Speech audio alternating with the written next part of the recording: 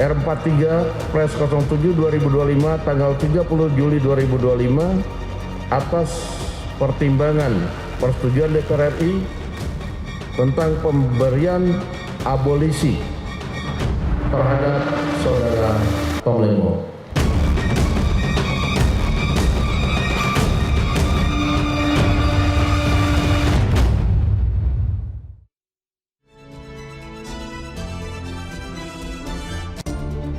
Halo pemirsa, selamat malam. Pasca vonis 4,5 tahun penjara dijatuhkan, Tom Lembong yang sempat mengajukan banding kini bisa menghirup udara bebas berkat abolisi yang diberikan oleh Presiden Prabowo.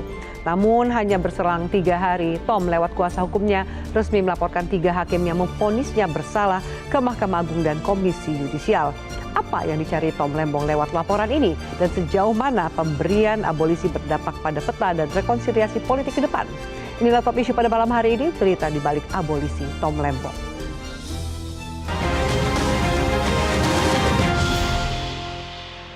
Dan sudah hadir di studio Metro TV kuasa hukum Tom Lembong, Ari Yusuf Amir. Bang Ari, selamat malam. Terima kasih sudah hadir. Dan kemudian kami hadirkan juga Menteri Hukum dan HAM periode 2004-2007, Pak Hamid Awaludin. Pak Hamid, selamat malam. Terima kasih sudah hadir. Kami juga hadirkan pengamat politik sekaligus Direktur Eksekutif Parameter Politik Indonesia, Mas Adi Praitno. Mas Adi, selamat malam. Terima kasih sudah hadir. Lalu kemudian kami juga hadirkan pakar hukum pidana, Bang Jamin Ginting. Bang Jamin, selamat malam. Terima kasih sudah hadir. Baik, saya akan tanyakan lebih jauh kepada Bang Ari. Bang Ari, bagaimana kabar dari Pak Tom Lembong setelah menghirup udara bebas? Baik, alhamdulillah.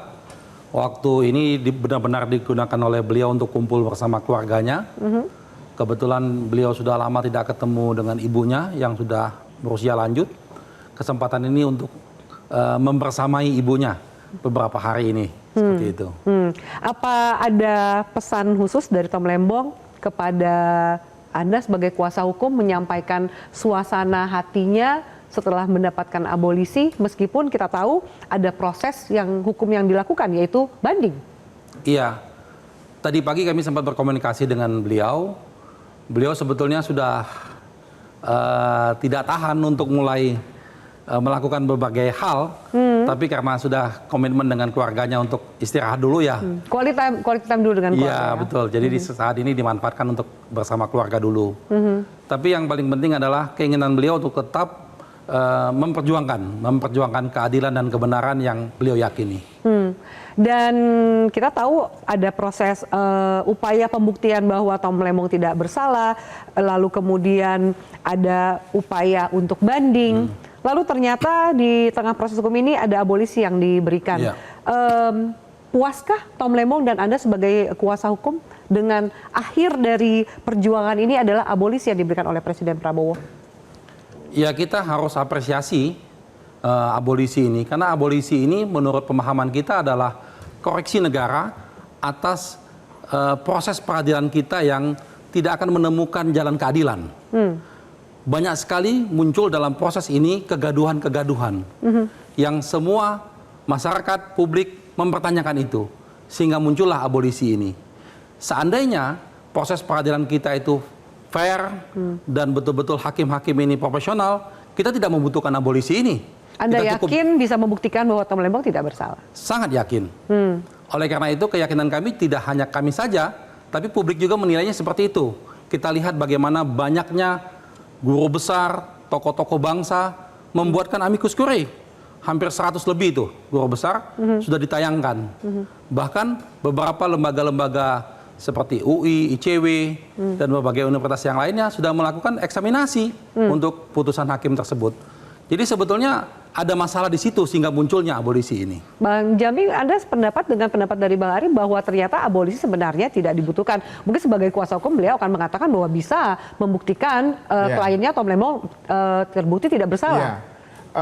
Mungkin kalau secara material, saya juga beberapa kali sudah pernah mengomentari, bahkan pertama sekali ditetapkan jadi tersangka, saya sudah pernah mengomentari di beberapa talkshow dan segala macam, secara material. Tapi secara formal, saya merasa pemberian abolisi ini kurang tepat. Kenapa? Di mana kurang tepatnya? Saya kira ini terlalu prematur. Kenapa terlalu prematur? Kita bayangkan beberapa hari setelah putusan ditetapkan, langsung diberikan abolisi. Nah, tentunya ini adalah produk pengadilan, bukan produk hakim. Jadi kita nggak bisa salahkan hakim kalau sudah diputus, karena ini produk pengadilan. Makanya dalam putusan itu selalu pengadilan tipikor pada Pengadilan Negeri Jakarta Pusat.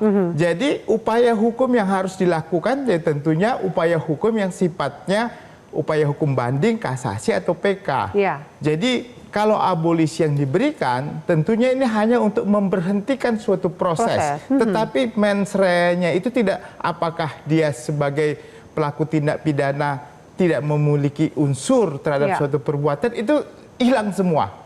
Tidak pernah diperdebatkan lagi. Padahal kalau kita mau meyakini bahwanya Tom Lembong dan juga nanti perusahaan-perusahaan asing yang ada kaitannya dengan Tom Lembong ini tidak ada suatu unsur pidananya, harusnya putusan yang paling tepat judek juris itu adalah kasasi. Makanya saya katakan tadi kenapa prematur, kalau saya dari sisi criminal justice system, untuk bisa membuktikan apakah suatu perbuatan itu punya mens rea atau tidak, yang paling bisa menentukan adalah Mahkamah Agung, yudikatif, bukan eksekutif, begitu. Baik, kalau di satu komentar, Bang Ari mau menambahkan, dianggap tadi tanggapan dari Bang Jamin mungkin kurang tepat, terlalu prematur gitu. Kalau saya justru terlambat melihatnya. Seharusnya waktu lagi dalam proses pemeriksaan oleh penyidik, harusnya sudah dikeluarkan. Kalau memang negara hadir pada waktu itu, melihat banyak sekali masalah. Bagaimana penyidik menjadikan Tom sebagai tersangka, lalu menahan dengan tidak adanya alat bukti yang cukup. Tidak adanya audit BPKP, dianggap merugikan negara, auditnya belum ada, gitu. Nah, jadi banyak sekali dari sejak awal banyak sekali peristiwa-peristiwa yang ganjil dalam proses ini.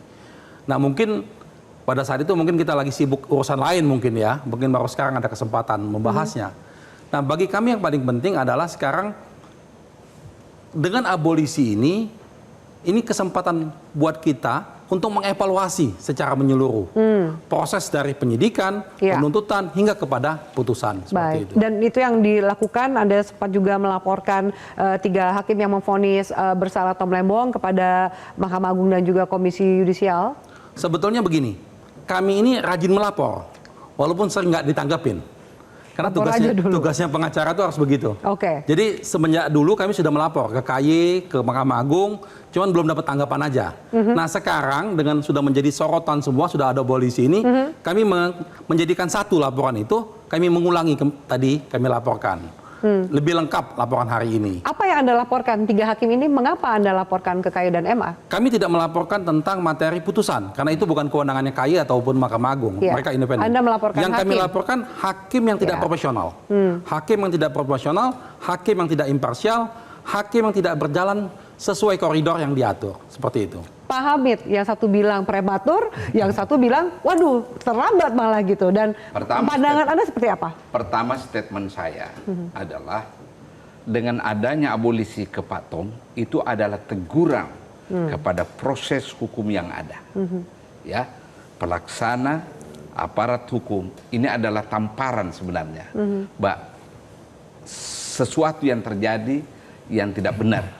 Itu statement saya yang pertama.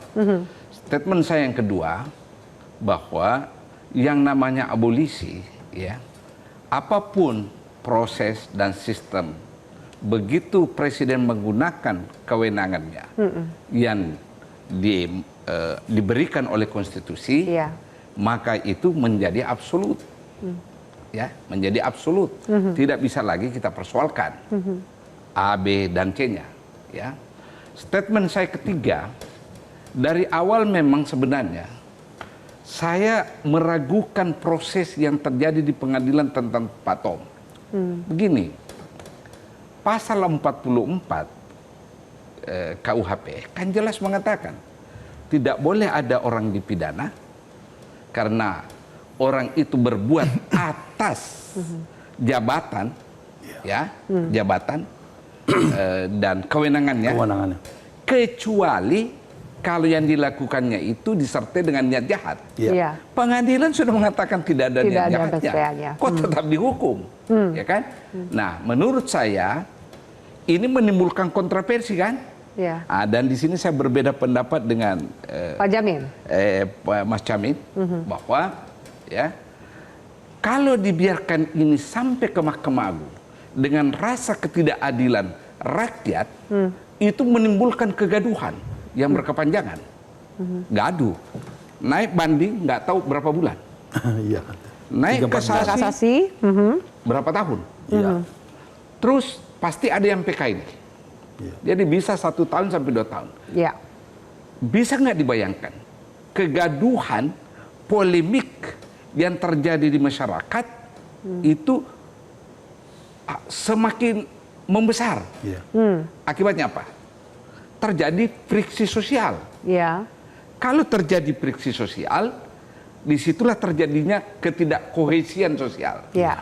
Prasyarat-prasyarat ini kondisi-kondisi ini tidak menjadi prasyarat untuk perbaikan kehidupan berbangsa, baik ekonomi, politik, dan sosial.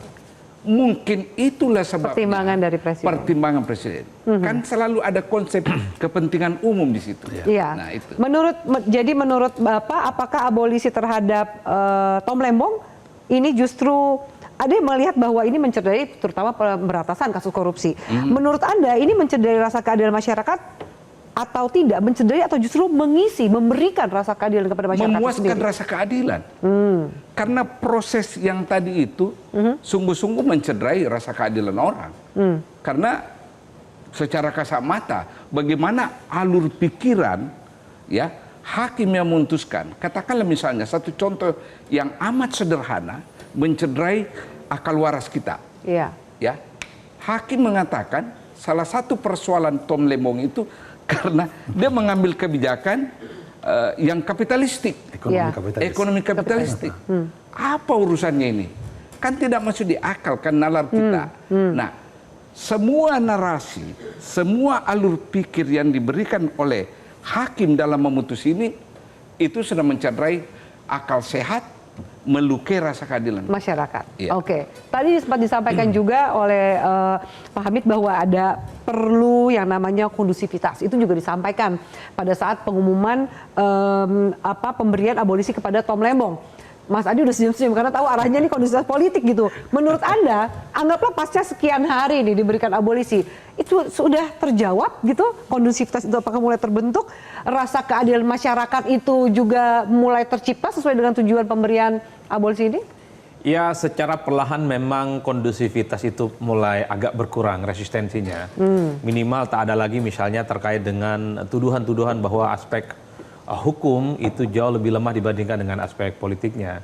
Dan bahkan pada hari ini kan banyak sekali sebenarnya mengapresiasi bagaimana putusan yang sudah dibuat oleh Presiden ya abolisi dan amnesti kepada 1.100 sekian orang. Iya. Karena dalam banyak hal proses sejak awal ini kan terjadi memang intensi politiknya kan cukup luar biasa. Afi, Iya. yang ingin saya katakan adalah kalau kita mencermati satu persatu statement dari Menteri Hukum misalnya, tidak ada argumen hukum yang disampaikan. Tidak ada argumen hukum. Ini Betul. pertama menyampaikan soal hak prerogatif presiden. Yang kedua adalah alasan tentang kebangsaan. Yang kedua menjaga kondusivitas, bekerja sama dengan semua pihak untuk membangun kehidupan harmoni. Iya. Sangat politis penjelasannya. Karena memang sejak terjadi begitu banyak soal proses peradilan yang terjadi pada Pak Tom ataupun Pak Hasto yang paling banyak menyorot, itu kan narasi-narasi ketidakadilan kan muncul. Iya. Bahwa ini ditarget karena salah teman, kalah pilpres dan seterusnya. Iya. Ini tentu yang kemudian membuat suasana kebatinan kita memang rada nggak kondusif. Karena pada saat yang bersamaan pemerintah kan menghadapi situasi yang tidak mudah, Iya. situasi global yang tidak terlampau menguntungkan ke Indonesia, soal tarif dagang, dunia internasional, Amerika, tentu itu butuh kondisivitas. Dan pada saat yang bersamaan, kita kan membutuhkan investasi yang datang. Kalau ini terjadi gonjang-ganjing, huru-hara dan seterusnya, tentu tidak bagus. Karena ada satu premis dan satu keyakinan bahwa stabilitas itu dianggap sebagai kunci dari segala-galanya. Kalau stabil, nggak ada yang ribut-ribut, nggak ada gonjang-ganjing, ekonomi oke, investor oke, dan seterusnya dan seterusnya. Itulah ikhtiar yang sepertinya ingin dicapai. Kenapa pemberian abolisi dan amnesti itu disampaikan. Oke. Itu panggung depannya, meski kita tidak tahu panggung belakangnya itu apa. Kan itu yang kemudian tidak tahu. Nah, abang-abang di sini yang lebih tahu, lebih pengalaman. Iya. Saya hakul yakin pasti ada syai'un-syai'unnya. Oke. Ada sesuatu di belakang panggung nih yang tentu saja agak jarang dibicarakan orang. Oke, nanti kita bahas apa sih yang dimaksud oleh Mas Adi dengan cerita panggung belakangnya ini. Termasuk juga kejanggalan ini yang terjadi dalam Tom Lembong ini, apakah ada titipan politik ya? Oleh siapa? Usai jeda, tetaplah bersama kami.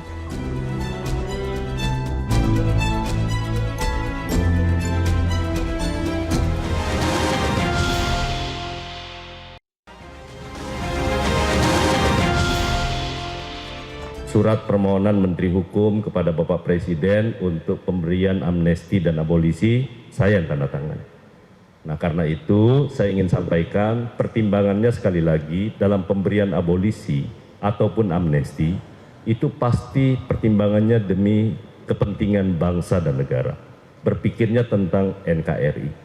Jadi itu yang paling utama. Yang kedua adalah kondusivitas dan merajut rasa persaudaraan di antara semua anak bangsa dan sekaligus mempertimbangkan untuk membangun bangsa ini secara bersama-sama dengan seluruh elemen politik, kekuatan politik yang ada di Indonesia. Jadi itu yang kami ajukan kepada Bapak, tentu dengan pertimbangan-pertimbangan subjektif yang saya sampaikan bahwa yang bersangkutan juga punya punya prestasi ataupun punya kontribusi. Oke, tadi sudah kita putarkan statement lengkapnya, Mas Adi. Sebelum saya bahas lebih jauh soal pertimbangannya, Anda katakan politis sekali gitu, nggak ada penyampaian hukumnya meskipun tadi Menteri Hukum. Bang Jamin sempat tadi mau menambahkan gitu, apa yang Anda mau tambahkan pembahasan dari pemberian abolisi ini? Anda tetap menyatakan itu prematur? Ya, gini Mbak Afi. Jadi kalau dalam konteks pidana, seseorang itu bisa menghapus perbuatan mens rea dan perbuatannya itu jika sudah ada pengadilan menyatakan tidak terbukti secara sah dan meyakinkan. Itu dasar untuk menghapus perbuatannya, itu tidak ada perbuatan pidananya. Nah, ini kan abolisi. Kalau sudah diputus pengadilan, sudah terbukti berarti sudah memenuhi unsur tindak pidana yang didakwakan kepadanya. Nah, saya tadi mengatakan kenapa kok sekarang ini cepat-cepat, nanti saja waktu putusan telah mempunyai kekuatan hukum tetap. Tapi tadi kan Pak Hamid juga mengatakan, wah itu gelombangnya lebih besar. Terus pengacara mengatakan harusnya di awal. Kalau di awal memang saya sangat sependapat karena abolisi itu harusnya dalam penyidikan dan penuntutan sudah dikasihkan abolisi. Jadi tidak ketahuan dan tidak bisa dibuktikan mens reanya. Tapi karena sudah diputuskan tadi oleh pengadilan, maka langkah yang terbaik untuk menghapus mens rea Tom Limbong ini, saya yakin juga Tom Limbong tidak melakukan, tidak unsur pidananya, tapi pengadilan inilah yang nantinya akan membuktikan bahwasanya dia tidak ada mens rea perbuatan pidananya. Nah inilah, nah kekhawatiran yang disampaikan tadi oleh Bang Hamid dan juga lawyer, ya kekhawatiran yang ya saya bilang kok terlalu berlebihan juga, tapi yang merasakan kan subjektif gitu, orangnya langsung kasihan juga gitu. Kekhawatiran apa yang dimaksud Bang Jamin? Ya tentu kekhawatiran tadi yang dikatakan Pak Hamid akan gelombang kekacauan atau wah itu saya pikir. Anda nggak melihat bahwa arahnya ke sana? Ya maksudnya tadi publikasi nanti terlalu banyak ini dan situasi akan menggaduh dan segala macam. Pertama saya ingin katakan pada saudara, saya tidak pernah mengatakan gelombang kekacauan.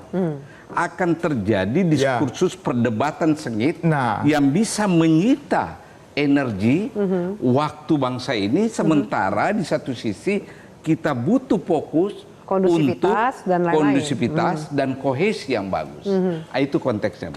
Oke, Anda nggak melihat bahwa arahnya ke sana? Enggak. Meskipun akhirnya banyak juga yang protes dan publik mohon maaf kalau saya sebagai lawyer ya, andainya saya sebagai pengamat dan lawyer, saya mengatakan Pak Limbong, Anda harus berjuang untuk menghapus mens rea ini di posisi pengadilan, bukan di posisi abolisi. Kalau itu pendapat saya, supaya nanti tidak ada catatan jelek di kemudian hari bahwa Anda pernah dihukum di pengadilan negeri. Abolisi tidak diterima itu gitu? Belum selesai. Karena ini kan kita sudah resmi mengajukan banding. Dengan kita sudah resmi mengajukan banding, artinya kita tidak menerima putusan tersebut. Dan putusan tersebut belum inkrah. Jadi belum bisa dikatakan bahwa putusan itu berkekuatan hukum, belum bisa. Karena masih ada proses banding. Gitu. Nah justru yang sekarang berkembang dalam proses putusan tersebut, tidak ada mens rea, justru sebaliknya. Dan Pak Tom Limbong ini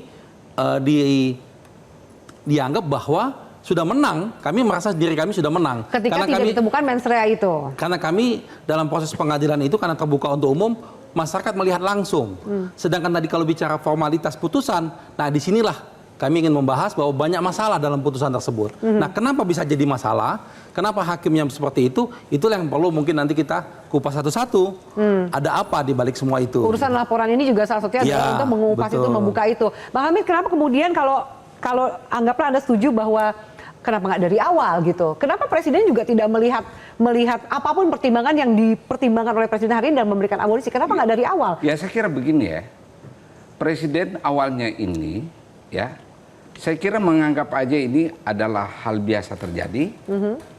Kemudian makin hari gelombang protes ya, sebagaimana Atau gelombang yang, dukungan lah minimal ya, kepada Tom Lembong semakin ya, Tom besar. Lembong semakin membesarkan, sehingga Presiden mungkin terusik rasa keadilannya.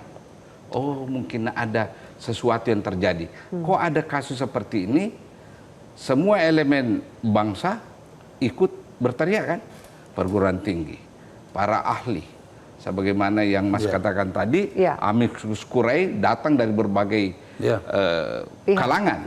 Mungkin di situ dia terusik. Bahkan I have to do something. aktivis anti korupsi juga.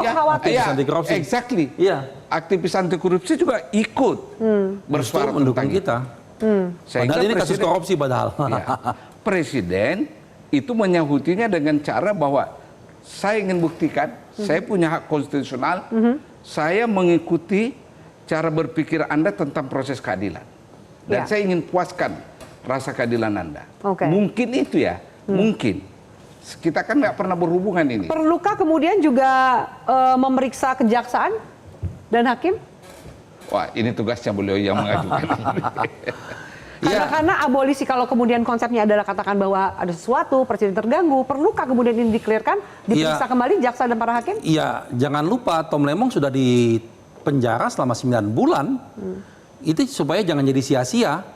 Bagi kita, bagi Pak Tom Lembong tidak ada dendam dalam soal ini. Dia sudah ikhlas, itu konsekuensi perjuangan buat dia.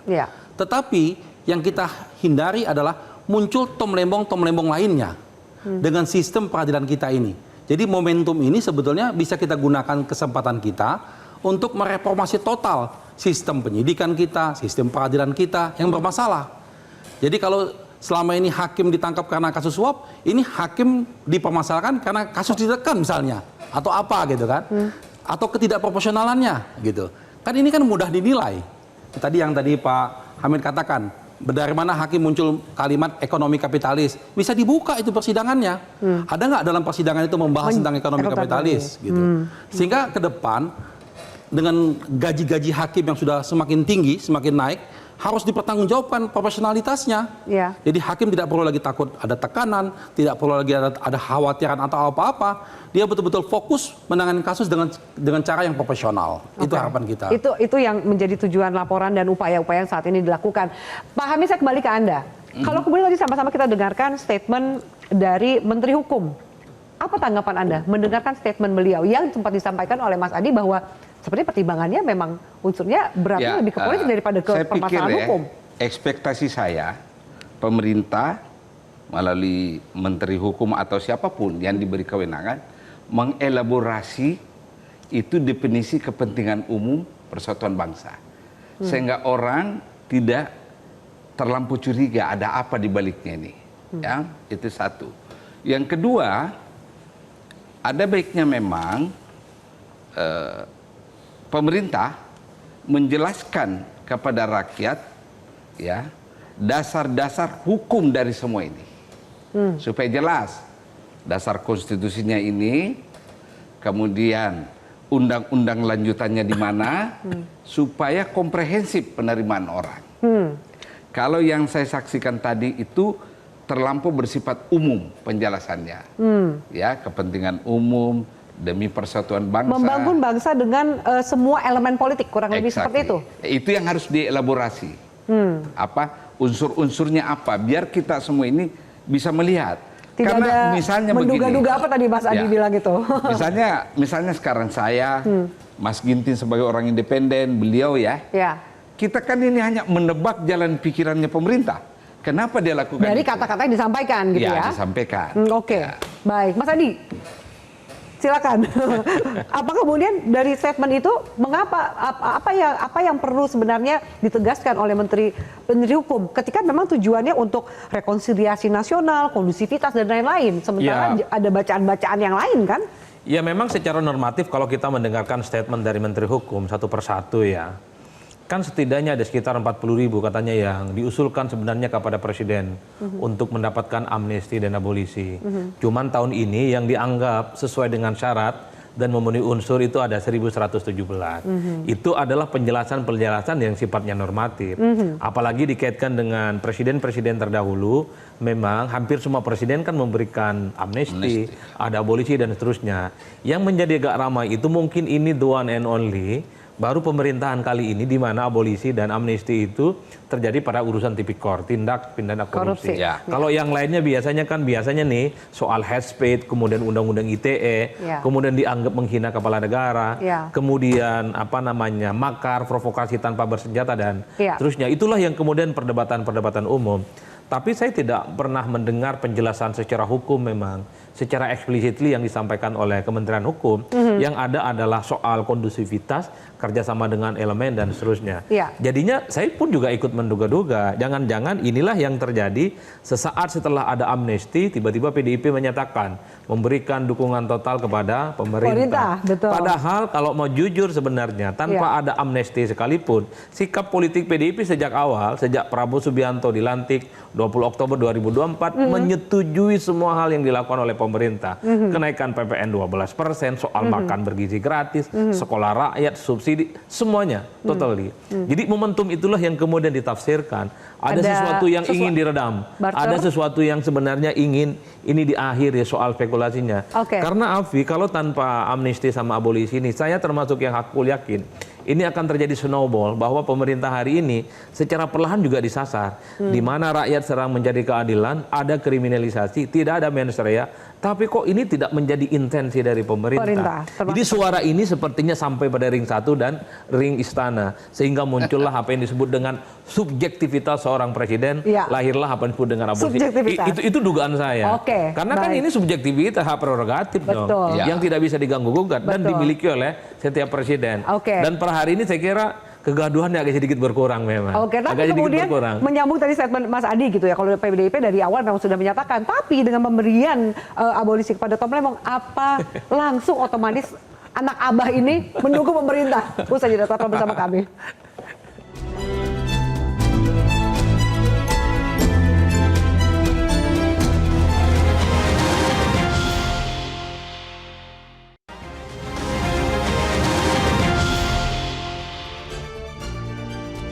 Ya, menyambung tadi penjelasan dari Mas Adi. Mas Adi, saya tetap kembali ke Anda supaya tidak terputus tadi penjelasannya gitu. Kalau kemudian ada amnesti dan PDIP, runtutannya kan langsung ada statement dari Ketua Umum Megawati gitu. Tapi bagaimana dengan Anies? Kita juga tahu bahwa Tom Lembong menjadi tokoh kunci pada saat Pilpres kemarin dalam tim ses Anies Baswedan gitu. Apakah Anda lihat bahwa akan juga anak abah gitu ya, para pendukung Anies Baswedan ini gitu berbalik akan mendukung pemerintah? Kan statement ini sebenarnya didasarkan atas komentar yang disampaikan oleh Menteri Hukum bahwa menjaga kondusivitas, berarti para pendukungnya Tom Lembong yang beririsan dengan pendukung Anies yang sering disebut sebagai anak abah, ini nggak bakal kritis lagi, nggak bakal resisten kebijakan ke pemerintah. Kalau PDIP kan enak ngukurnya, statement Ketua Umum mereka mengatakan bahwa mendukung pemerintah. Jelas, dari pusat hingga daerah tak ada satupun PDIP yang akan memberikan, berani melawan. Betul, berani melawan pemerintah. Problemnya adalah yang disebut dengan anak abah, pendukungnya Anies yang sangat dekat dengan Tom Lembong. Siapa mereka? Sulit untuk dideteksi dan sulit untuk didikte. Karena mereka tidak tinggal dalam satu wadah, tidak hidup dalam satu organisasi. Dan bahkan kalau saya cek satu persatu, saya cek tuh di medsos, di IG, di TikTok dan semuanya, banyak yang ngomong saya anak abah akan terus kritis kepada pemerintah. Soal pembebasan ini, soal abolisi ini adalah selayaknya memang yang didapatkan oleh Tom Lembong. Bicaranya begitu. Itulah yang saya sebutkan. Untuk menghilangkan kondusivitas dan seterusnya memang tidak automatically. Tapi per hari ini kita juga melihat bagaimana tuduhan-tuduhan kriminalisasi, ketidakadilan itu secara perlahan sudah mulai menghilang. Mulai adem nih ya? Mulai adem karena sasaran-sasaran peluru kepada kekuasaan dan pemerintah itu tidak ada. Tapi tidak menjamin bahwa mereka akan diam, akan bungkam. kalau ada sesuatu yang dianggap tidak adil di negara kita, Ya. mereka mengatakan atap tetas kritis karena inilah sebagai sebuah risiko bagaimana para pendukung yang tidak terasosiasi dalam partai dan lembaga, Ya. mereka sulit untuk didikte oleh siapapun dan mereka siap berbeda dengan orang yang pernah didukung di 2024 yang lalu. Nah, Lalu itu yang terjadi sebenarnya. Ada babak baru yang dilakukan oleh Tom Lembong dan kuasa hukumnya, melaporkan hakim ke KY dan MA, juga melaporkan penghitungan kerugian negara BPKB kepada Ombudsman. Apakah kondusivitas yang ingin dicapai dengan abolisi ini sepertinya juga tidak akan segera dalam waktu dekat tercapai? Kalau mau jujur sebenarnya, Alfi, setelah ada abolisi ataupun amnesti kepada Hasto, ini kan persoalan hukum dianggap case close. Karena kalau mau jujur sebenarnya pendukung Pak Tom sama Hasto ini kan sama-sama sangat konsolidatif ya. Iya. Hampir Solid ya. hampir mengkampanyekan bagaimana mencari jalan keadilan terhadap kedua tokoh ini. Di Pilpres kedua kubu ini boleh berhadap-hadapan, tapi mereka itu bertemu dalam kalimatun sawa. Common sense soal bagaimana sama-sama mencari jalan keadilan. Itulah mereka bersatu loh. Yang disasar adalah kekuasaan. Yang disasar itu adalah pemerintahan sebelumnya. Inilah yang disebut oleh Prof. Amit tadi ada gontok-gontokan. Ada tawuran opini yang 24 jam all the time. Itu berkelahi, Alfi. Iya. Tentang mencari keadilan, rakyat tidak diperhatikan. Iya. Bagaimana rakyat kemudian mau sejahtera, mau mencari keadilan kalau pemerintahnya diam. Bahkan saya masih menghitung Iya. ketika muncul narasi tentang kriminalisasi dan target politik, kan banyak sekali yang meminta supaya pemerintah mengintervensi, supaya pemerintah campur tangan, jangan biarkan rakyatnya didolimi oleh keputusan-keputusan yang sebenarnya tidak dilakukan oleh mereka. Itulah yang saya sebutkan ingin diakhiri sebenarnya. Makanya tidak mengherankan kubunya Pak Tom sekalipun mengapresiasi, pendukung anak Abah juga mengapresiasi. Iya. Tapi sekali lagi, apakah mereka ada Langsung jaminan? otomatis mendukung, mengiyakan semua, belum tentu. Sepertinya nanti dulu. Nanti dulu ya. Belanda masih jauh. Hitung dulu ya. Oke, Bang Ari mau menanggapi bahwa kemudian ternyata ini kan dianggap sebuah babak baru. Banyak yang mempertanyakan, oh tepat atau tidak nih ketika sudah bebas harusnya ya take your time, baik-baik dulu. Kenapa langsung 3 hari setelah itu langsung membuat laporan? Pertama, yang kami dapatkan di lapangan, yang mendukung Pak Tom ini bukan lagi pendukung yang kaitan dengan Pilpres sebelumnya. Karena banyak sekali mereka-mereka yang tidak mendukung Anies pada waktu itu, malah mendukung kita dalam kasus Tom Lembong. Karena isunya bukan lagi soal dukungan Abah atau bukan anak Abah, tapi dukungannya tentang keadilan. Ketidakadilan yang dirasakan oleh masyarakat yang betul-betul setiap hari hadir di mata mereka. Iya. Itu yang dimunculkan. Iya. Sehingga muncullah, bayangkan, aktivis-aktivis anti korupsi yang sangat benci dengan korupsi, bahkan seperti sekaliber Profesor Mahfud misalnya, Iya. dia sangat tidak pernah mendukung orang kasus korupsi. Kali ini dia mendukung, dia katakan putusan ini salah. Lalu para guru besar dari UI, UGM, UNAIR, itu semua bukan pendukungnya Abah, Iya. bukan anak Abah. Jadi preferensi politik yang masa lalu itu Artinya, tidak menjadi... kalau saya tidak melihat seperti itu, Nah, kalau tidak yang kami menjadi acuan. alamin. Ya. Tapi saya tidak punya kompetensi di bidang politik ya.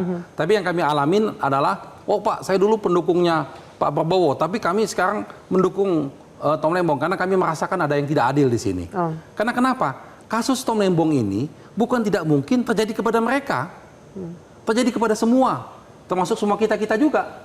Kalau tidak ada kepastian hukum di negara ini, tidak ada profesionalnya jaksa, profesionalnya hakim, bahaya buat kita semua. Tidak harus menjadi menteri untuk ditomlemongkan. Maksudnya? Tidak harus menjadi menteri untuk ditemlongkan. Kalau Anda katakan bisa terjadi oleh semua orang, tidak harus semua menjadi orang menteri untuk bisa tidak mesti jadi menteri. Sekapasitas Tom Lembong saja bisa dibegitukan, apalagi masyarakat biasa. Nah, ini bahaya sekali. Dan itulah yang menjadi kekhawatiran masyarakat sehingga muncul.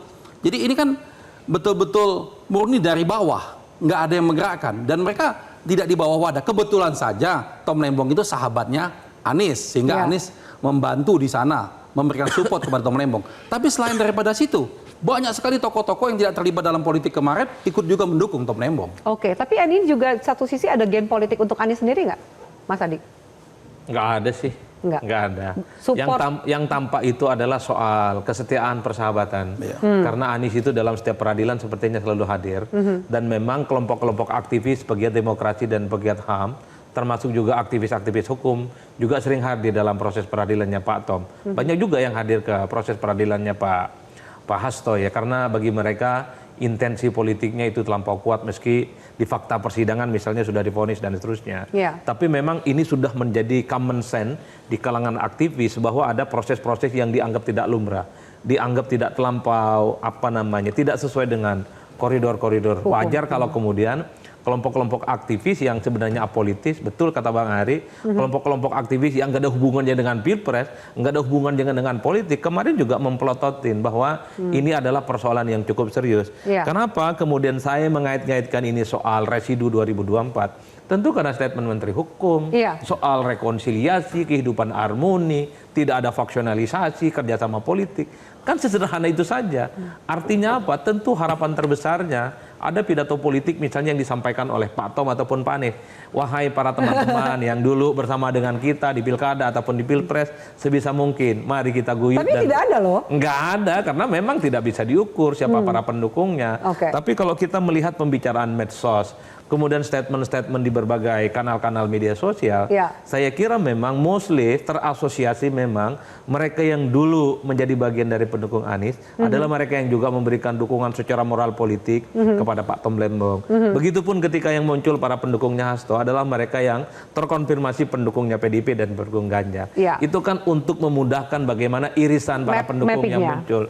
Artinya gerakan-gerakan politik yang memunculkan followers-followers baru dalam konteks hukum itu agak susah, Alfi, kecuali memang hidupnya di bidang hukum, di bidang politik, gerakan sosial, LSM dan aktivis civil society.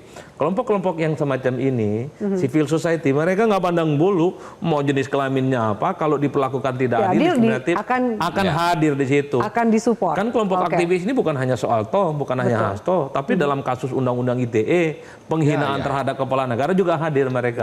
Jadi ini yang disebut dengan new social movement, gerakan-gerakan sosial baru, mereka tutup mata. Siapapun kalau diperlakukan tidak adil, mereka siap untuk memberikan advokasi. Oke, baik. Pak Jamin mau menambahkan? Iya. Jadi ini kelihatannya ada suatu ketidakpercayaan kepada proses peradilan yang ada. Dan ini berbahaya. Kenapa berbahaya? Justru nanti apapun yang diputuskan oleh pengadilan, kalau secara publik menyatakan ini suatu adalah rekayasa ataupun pandangan yang keliru terhadap putusan pengadilan, maka rakyat akan bergerak dan presiden akan bereaksi, dan bisa jadi abolisi-abolisi berikutnya akan muncul kembali begitu.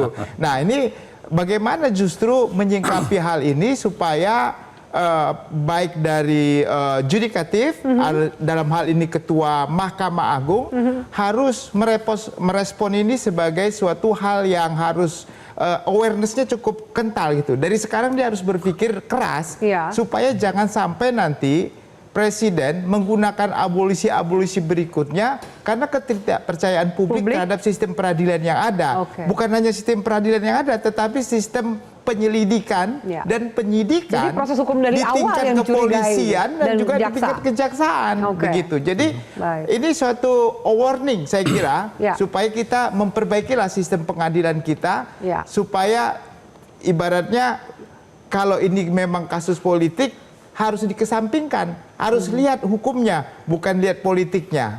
Itu lebih utama. Baik, Pak Hamid silakan. Ya, jadi sekali lagi statement saya adalah dengan abolisi kemarin itu adalah tamparan terhadap proses justice kita ya, baik sebagai aparat maupun sebagai sistem. Ya, maka saya sangat setuju dengan beliau. Tadi saya berbeda pendapat, sekarang setuju dengan Anda bahwa Mahkamah Agung memang harus segera membenahi sistem peradilan. Kalau kita bicara sistem peradilan, termasuk proses dan aparat yang menangani perkara. Karena desas-desus di luar memang mengeluhkan semua. Apakah itu hakim. Jadi semua runtutan proses hukum itu semua mendapat keluhan dari publik. Oh ya, terutama sekarang apalagi itu yang mencatat-catat di pengadilan. Panitera. Panitera juga sekarang sudah masuk bagian dari yang dikritisi oleh kita. Iya, Ya. baik. Kita akan jeda, kita akan lanjutkan jika kemudian Tom Lembong mendapatkan abolisi dari Presiden Prabowo, bagaimana dengan terdakwa yang lainnya? Apakah juga harusnya mendapatkan yang sama? Karena proses hukum mereka juga masih berjalan. Apakah abolisi bagi Tom Lembong ini bisa juga meringankan hukuman mereka? Usai jeda, tetaplah bersama kami.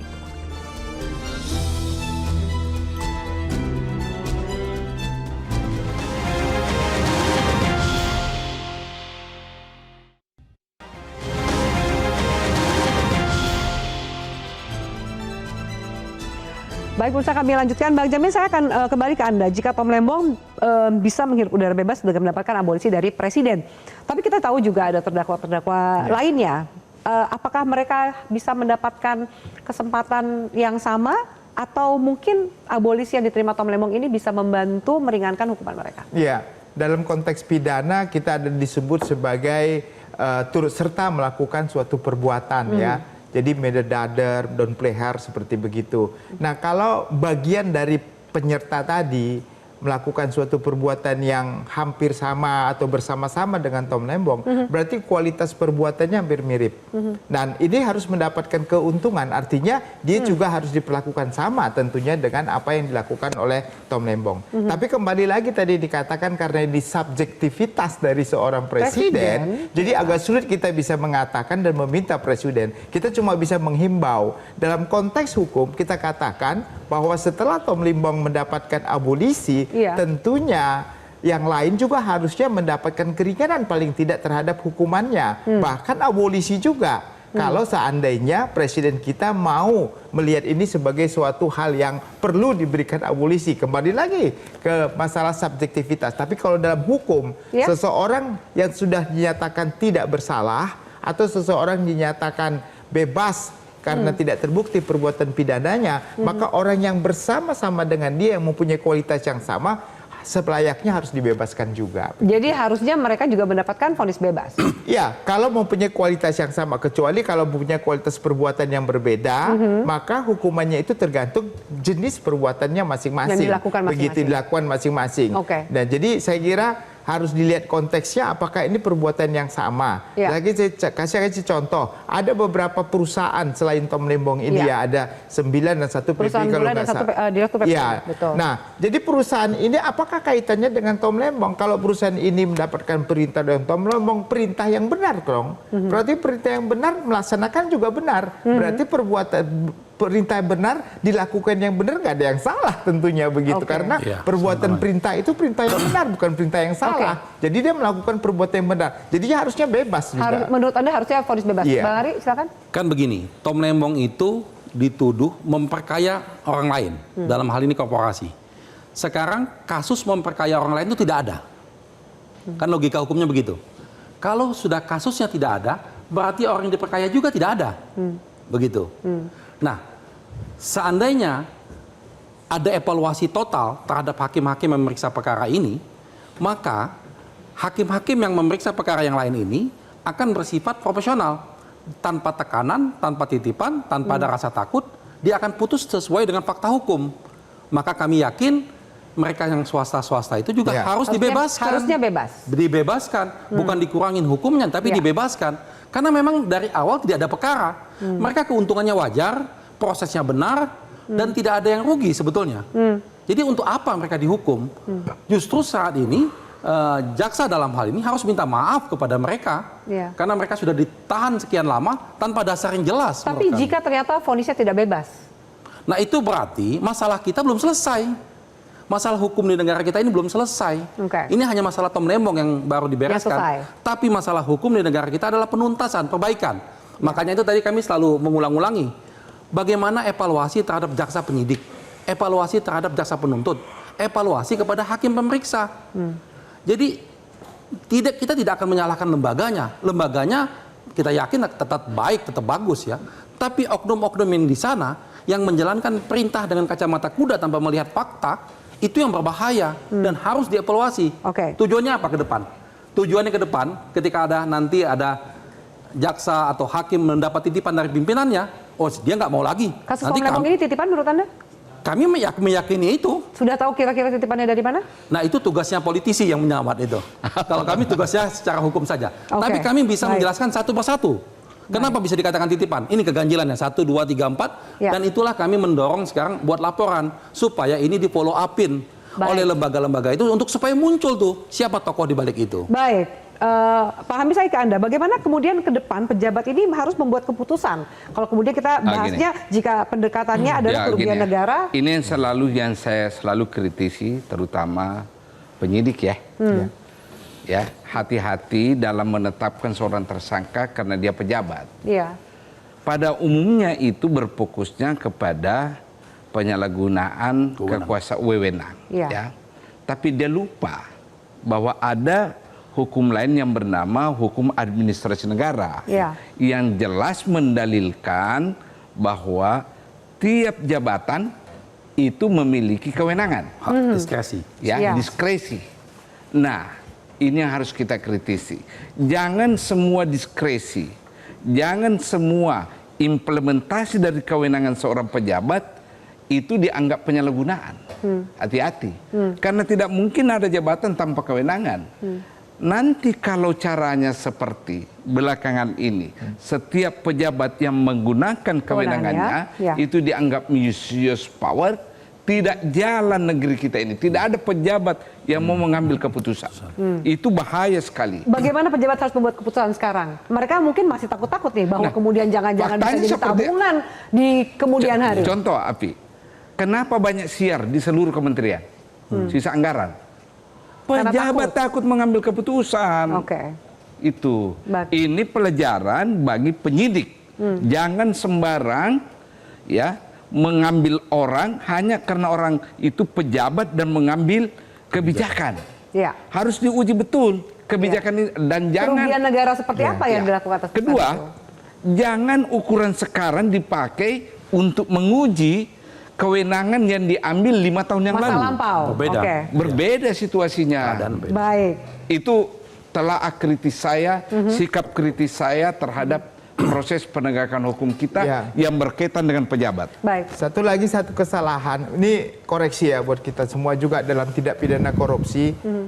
Tadi satu diskresi, yang kedua adalah tidak mungkin orang menyalahgunakan kewenangannya tanpa mendapatkan keuntungan buat dia sendiri. Iya. Nah, sekarang banyak terjadi dalam sebagai tersangka terdakwa itu dia sepeser pun tidak menerima uang, apapun dia. Tapi dia dianggap memperkaya orang Pihak lain. lain, ya. Kebijakan yang memperkaya orang lain, pasti setiap kebijakan itu akan menguntungkan orang lain karena Ya. uang itu mengalir kemana-mana. Ya. Nah, jadi menurut saya apa yang dialami Tom Lembong ini kan dia tidak menerima uang apapun. Indikator itu aja sebenarnya sudah bisa menjadi petunjuk bahwasannya kalau ada pejabat tidak bisa dibuktikan oleh penyidik bahwasanya dia tidak ada keuntungan apapun yang dapatnya. Ya. Dalam hal ini kickback atau suap, Ya. makanya seharusnya itu lebih hati-hati lagi dalam menilai sebagai suatu tindak pidana korupsi begitu. Baik, terakhir Mas Adi, kita beralih sedikit ke politik ya. Bagaimana kemudian pemberian hak prerogatif presiden ini memang digunakan sepatutnya dan seharusnya, jangan sampai ada tudingan atau dugaan ini bentuk sandera atau utang budi politik untuk periode ke depan. Ya saya kira dua hal. Pertama kalau kita mau jujur sebenarnya tingkat kepuasan publik terhadap penegak hukum kita kan di atas rata-rata. Belakangan ini karena tentu banyak sekali kan pengungkapan kasus-kasus hukum yang cukup luar biasa dan spektakuler. Ya. Ratusan triliun bahkan. Ya. Jadi dalam konteks itulah kemudian saya selalu ingin mengatakan yang kedua bahwa semoga amnesti dan abolisi ini menjadi momentum untuk membersihkan praktik-praktik oknum-oknum di pengadilan yang selama ini memang selalu menimbulkan kontroversi dan justru kontraproduktif terkait dengan bagaimana penegakan hukum di Indonesia. Ya. Kan sudah banyak contoh, ada yang praktek maklar kasus dan seterusnya. Jadi jangan lagi ada yang seperti ini karena kita sering mendengarkan pemimpin-pemimpin di negara kita mengatakan negara ini akan hancur kalau kekuasaan dan penguasa itu di atas hukum. Jadi Ya. hukum itu memang harus suci dan bersih dan harus terbebas dari intervensi apapun. Kuncinya di situ sebenarnya. Jadi Alfi. panglima tertinggi itu dibuktikan. Betul, gitu ya. Bukan hanya dan sekedar itu yang jargon sepertinya saja. ingin dibuktikan oleh pemerintah hari ini. Kita Oke. doakan saja seperti apa ke depannya. Kita doakan memang sepertinya perjalanan hukum dari Tom Lembong belum usai. Ada laporan, lewat laporannya seakan ia ingin menggeser sorotan mata agar tertuju pada integritas penegakan hukum dan lembaganya. Kita mengapresiasi pemberian abolisi demi kondusivitas bangsa lewat semua elemen politiknya. Yang perlu dijaga, jangan sampai abolisi ini berubah menjadi alat sandera dan utang budi yang mungkin bisa ditagih di suatu hari nanti.